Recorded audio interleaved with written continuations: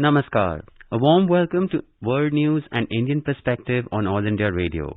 This is Gaurav Sharma and with me is Prashant Kumar Sinha bringing glimpses of the major developments of the day from across the globe. Over the next half an hour, we shall bring you the latest from the world of politics, economy, sports, entertainment and more. The headlines. External Affairs Minister Dr. S. Jaishankar to embark on a 5-day visit to Israel tomorrow. India allows foreign tourists on chartered flights to enter the country. 17th edition of Indo-US Joint Training Exercise Ex-Yudh Abhyas 21 commences at Joint Base Elmendorf-Richardson in Alaska. Southeast Asian Regional Group ASEAN decides not to invite military government's leader from Myanmar. US to ease travel curbs for fully vaccinated foreigners from 8th of November. And in football, India defeat Nepal 3-0 in SAF Championship.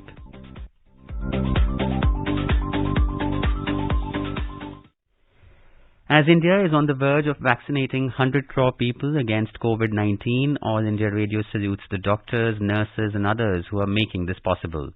At the same time, we caution our listeners that the battle against COVID is not yet over. We appeal to our listeners to get fully vaccinated at the earliest and also help others get vaccinated. During the festival season, please follow these 3 simple steps.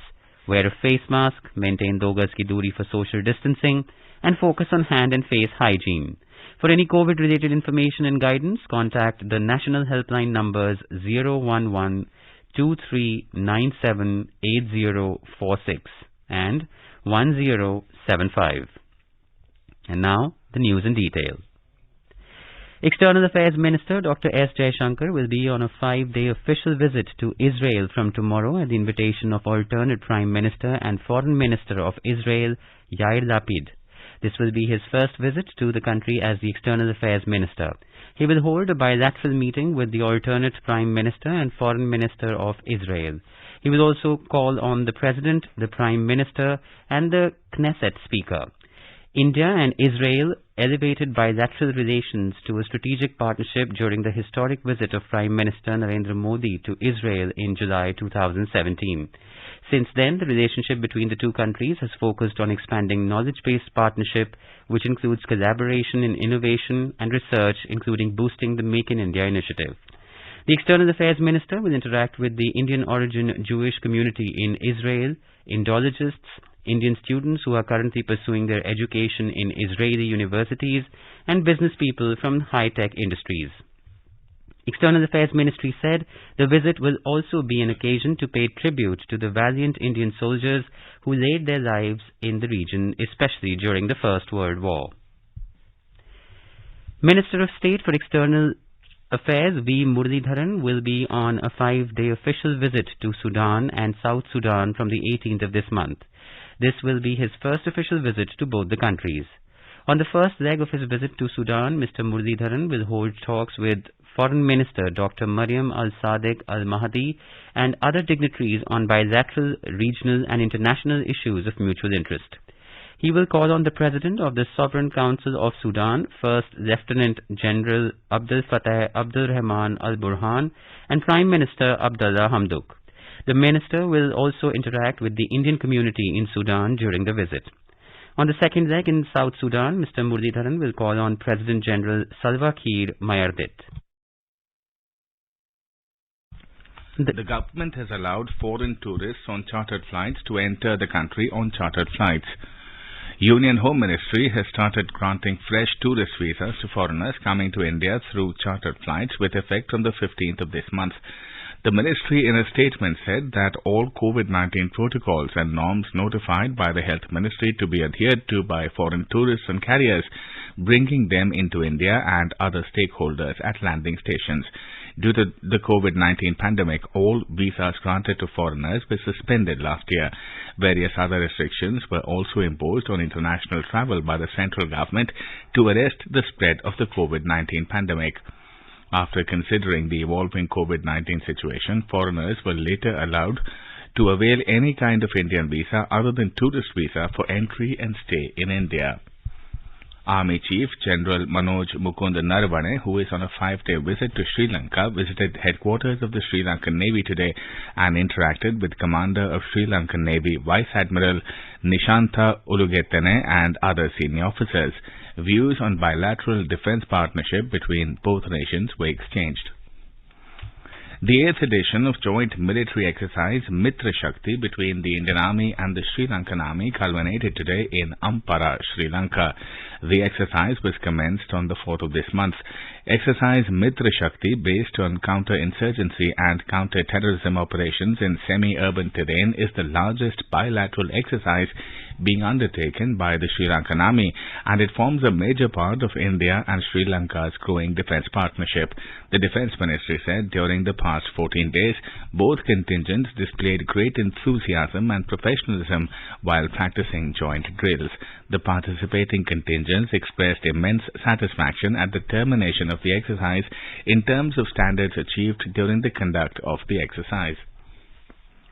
Union Minister of State for Information and Broadcasting and Fisheries Dr. L. Murugan has appealed to External Affairs Minister Dr. S. Jaishankar to take steps to immediately secure the release of 23 fishermen from Tamil Nadu who are detained by the Sri Lankan Navy. In a letter to the External Affairs Minister, Dr. Murugan referred to the memorandum received from 66 fishermen villages of Nagapattinam, Karaikal and Mayurudurai, seeking the release of the fishermen along with their boats. The fishermen were apprehended by the Sri Lankan Navy a few days back for fishing in Sri Lankan waters. The second edition of Naval Commanders Conference of 2021 will be held in New Delhi from the 18th to the 22nd of this month. The conference serves as a platform for naval commanders to discuss important maritime matters at the military strategic level, as well as interact with the senior government officials through an institutionalized forum. Due to the rapidly changing geostrategic situation of the region, the significance and importance of the conference is manifold. It is an institutionalized platform to deliberate, direct, devise and decide issues of utmost importance which will shape the future course of the Indian Navy. During the conference, Defence Minister Rajnath Singh will address and interact with the naval commanders on matters pertaining to national security. In today's Hotspot section, we bring you a discussion on Women Transforming India. In conversation are Anna Roy, Senior Advisor at Niti Aayog, and AIR correspondent Suparna Sekia. Niti Aayog has been undertaking many initiatives for women entrepreneurs. Ms. Roy, what was the key idea behind the Women Entrepreneurship Program? So basically, the idea for Women Entrepreneurship Platform came after the conclusion of the Global Entrepreneurship Summit, which was organized in 2017 by Government of India and the State Department of the United States of America. From the Government of India, Niti Aayog was made in charge to conduct that program, and it was a 2.5-day program where the theme was Women Entrepreneurship. And in his interaction with women entrepreneurs who had come from all over the world to attend that program, Mr. Kant, who is the CEO of Niti Aayog, he realized that in India specifically there is a lot of information asymmetry. And if we provide the necessary information to the women about various initiatives which are there on the ground, we could move the needle by a large extent, and that would really help women to be successful entrepreneurs. So with that in mind, he announced setting up of a women entrepreneurship cell in order to provide information to women about various schemes and initiatives, not only of the government but also of other entities. We converted the cell into a platform because we did not want a physical cell to be set up, and thus we launched the Women Entrepreneurship Platform on 8th of March 2018 as an aggregator platform. So it basically is a platform which provides, which you could say is a one-stop shop for providing information about various initiatives and also providing a lot of knowledge material to women, as well as creating a community of women entrepreneurs by enabling peer-to-peer interaction. Now, in terms of numbers, how many members are registered in the platform? As on date, it is a little more than 25,000 women who are registered on the platform. What were the challenges you had to face while setting up the platform? So So basically, while the idea was announced and I was made in charge for setting up of the Women Entrepreneurship Platform, there was no funding involved. Government funding comes with approved schemes. So this was not an approved scheme. Secondly, we did not want it to be a government initiative really. We wanted it to be a public-private initiative. So getting private sector entities involved was the first big challenge. But I must say that once we approached them, we had many willing partners. Secondly, since we did not have the funding, we really started off as a bootstrap initiative, entity. And in fact, the very first platform which was built by the interns of Niti Aayog. Even the logo of WEP was designed pro bono by one of the companies who came forward to work with us. Various other collaterals were developed pro bono by many of our partners. Going forward, the challenges that we have faced is basically, it's a chicken and egg. If you go to an entrepreneur, they will say that, what do I get on the platform? And if you go to a partner agency, basically the platform is nothing but bringing all the partner agencies and showcasing their initiatives. Then they would want to see how many people are registered on it. So what we have, the approach that we have now taken is to build content on the platform. And once the content is there, then we will have more and more women registering, as we have seen in recent past.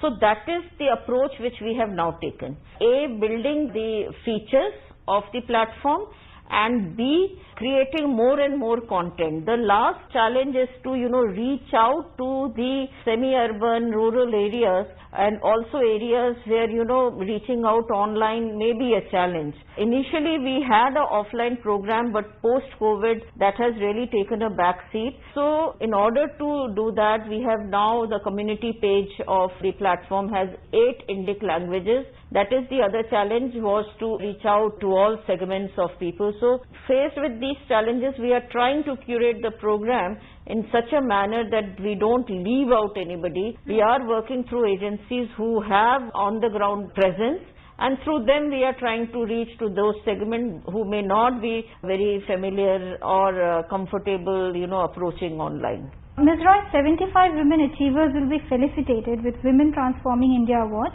2021. Can you tell our listeners about the awards and how they were conceptualized? So this is the 5th edition of Women Transforming India Awards. It was conceptualized by Mr. Kant, and initially it was done by Niti Aayog. After the Women Entrepreneurship Platform was set up, these awards have been organized under the aegis of WEP. In 2020, of course, we could not announce because of the pandemic.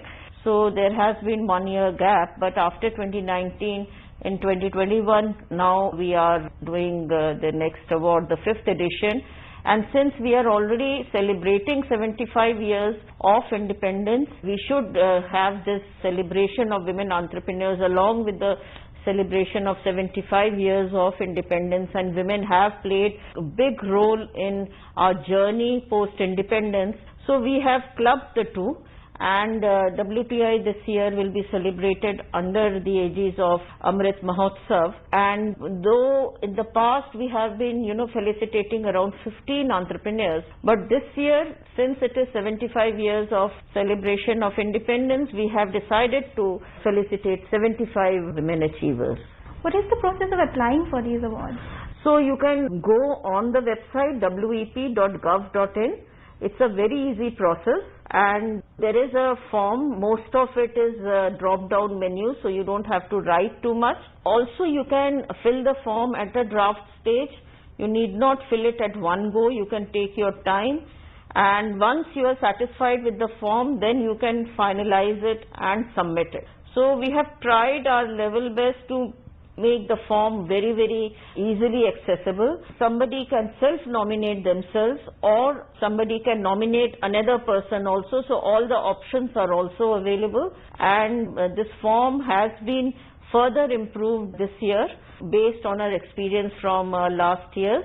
I would say it's a very easy way of applying, and we are using the social media and other outreach platforms to reach out the message of applying for WTI. We also have a helpline. For that helpline, we are popularizing the numbers. If they have any problem, they can either call on those helpline, or they can register their problems on the WEP community page as well as the Facebook page of WEP, LinkedIn page of WEP. So in all these instances they can register their queries as well. So our team will be there to help them out. What is the evaluation process of selecting the awardees? So it is an elaborate process. We have two metrics. One is for social entrepreneurship, another is for commercial entrepreneurship, and there are a number of variables on which evaluation is done. The scale, the impact, the local impact, how many local employment has been generated, what challenges have been overcome by the women entrepreneur in their journey. So based on these, the evaluation is done, and it has been we have detailed FAQs which are also available on wepgov.in, which gives an idea on the parameters on which the evaluation are being done. They are very detailed FAQs, and anybody going through it will easily know on what basis winners will be selected. Ms. Roy, how important do you feel it is to celebrate women entrepreneurs?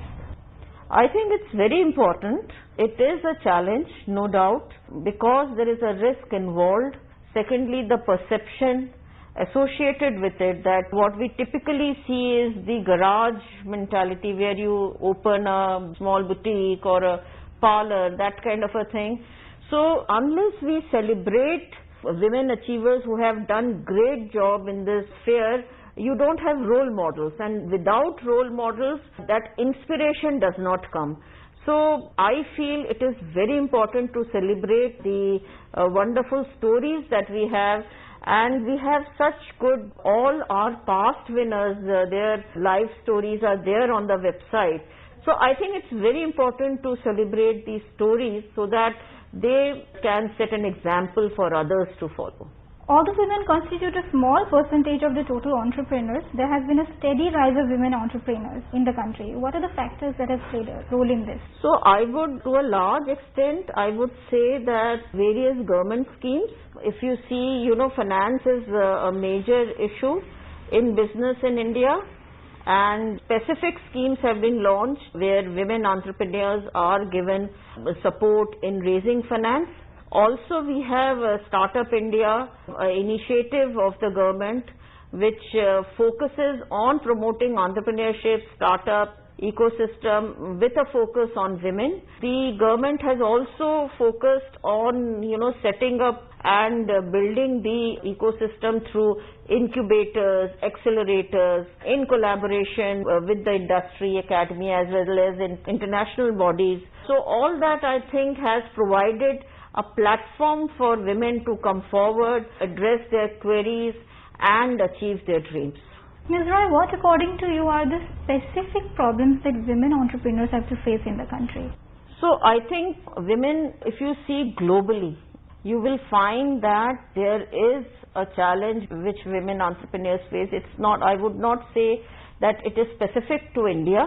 And global figures are no better than what we have in India. Having said that, in India, I think like other entrepreneurs, even women face issues in raising finance, more so because there is this perception that, whether women will be able to achieve the goals, because several issues are attached to women, whether she'll get married, she'll have children, will she be able to continue, various things are there, which I think with time are being overcome. Behavioral science has now really come to the forefront, so it has been realized that not only at home do they face a challenge, but also in the outside their home when they go out to meet finances, their suppliers, the industry people, they face this challenge about the mindset of the capability that the women may have. So I feel that is quite big issue, but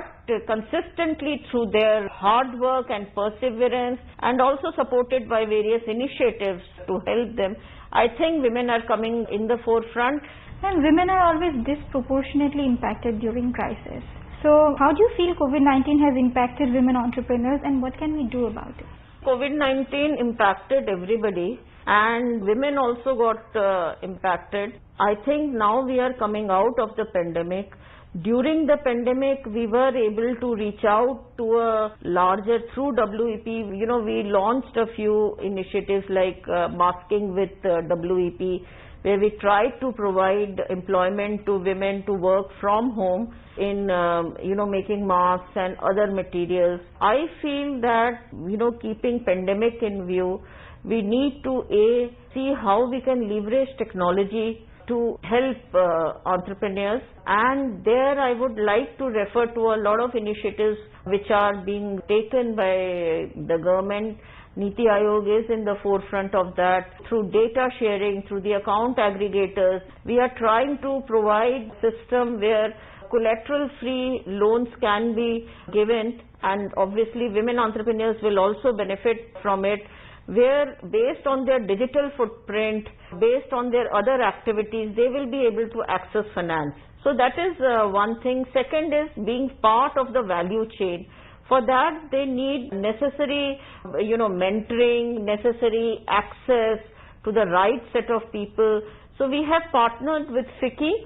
FICCI is Greater 50, and we are trying to provide appropriate mentorship to women entrepreneurs for addressing their various issues. Next, like say in the Northeast, they have a lot of handicrafts, etc., but we need the right set of design institutes so that they can continuously evolve and have the latest, use these capabilities, especially using technology of new designs, and also I think providing them access to good branding capabilities, packaging, and then giving them access to various markets, both through e-commerce, through domestic as well as international. Through these targeted initiatives, I think we can help them in getting access to new markets as well as improving their manufacturing processes, better means. Thank you so much, ma'am. Thank you.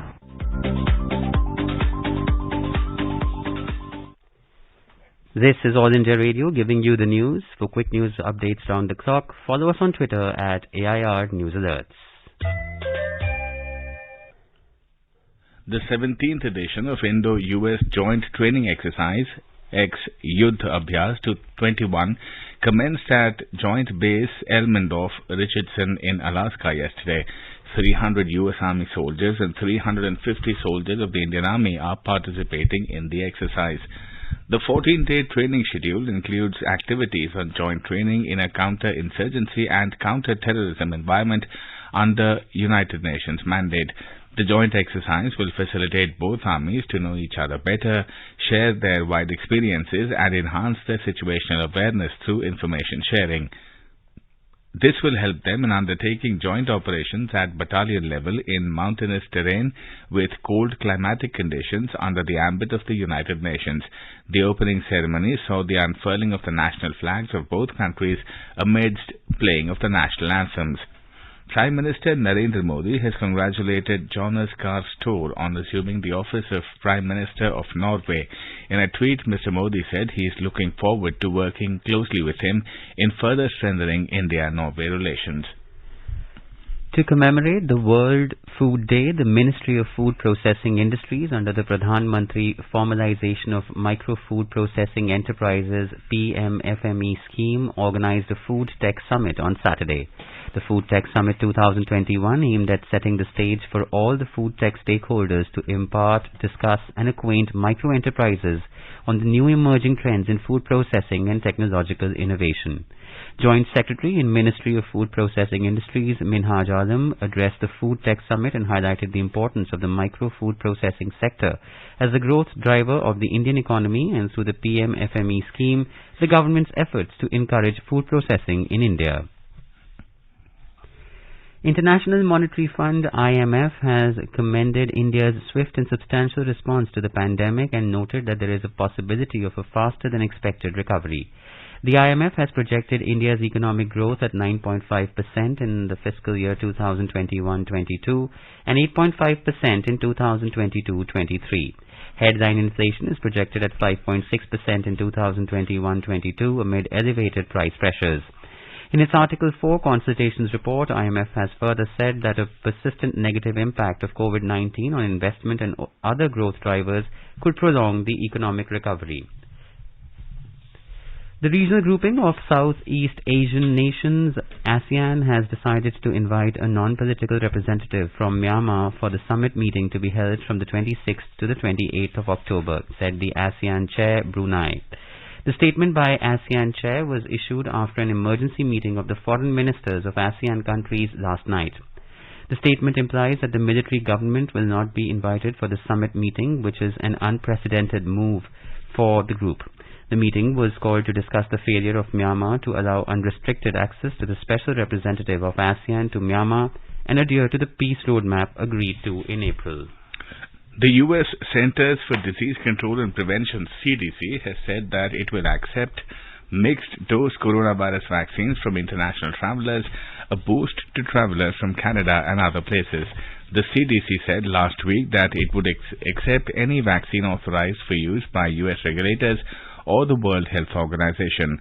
A CDC spokesperson said while the CDC has not recommended mixing types of vaccines in a primary series, they recognize that this is increasingly common in other countries and so should be accepted for the interpretation of vaccine records.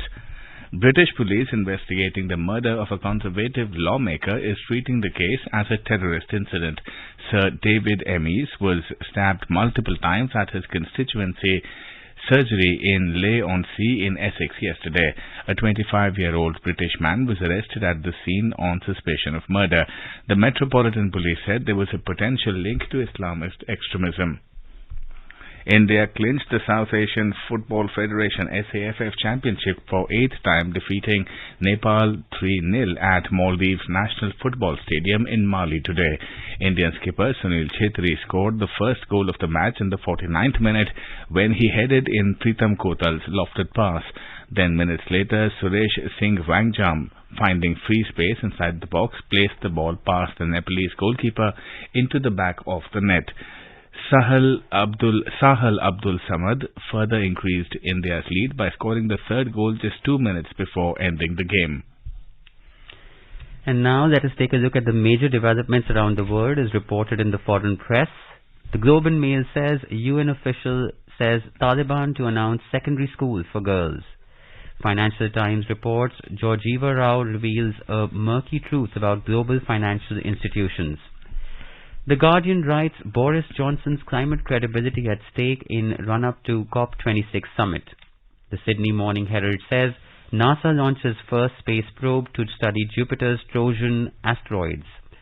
South China Morning Post writes U.S. nuclear submarine accident sparks safety fears in South China Sea. And the Washington Post reports Italy begins enforcing one of the world's strictest workplace vaccine mandates, risking blowback. And now a quick look at the headlines once again. External Affairs Minister Dr. S. Jaishankar to embark on a 5-day visit to Israel tomorrow. India allows foreign tourists on chartered flights to enter the country. 17th edition of Indo-US Joint Training Exercise ex-Yudh Abhyas 21 commences at Joint Base Elmendorf-Richardson in Alaska. Southeast Asian Regional Group ASEAN decides not to invite military government's leader from Myanmar. US to ease travel curbs for fully vaccinated foreigners from the 8th of November. And in football, India defeat Nepal 3-0 in SAF Championship. India is celebrating the 152nd birth anniversary of Mahatma Gandhi. Before we end, let us listen to his favorite bhajan, Vaishnav Jan, by artists from Sri Lanka.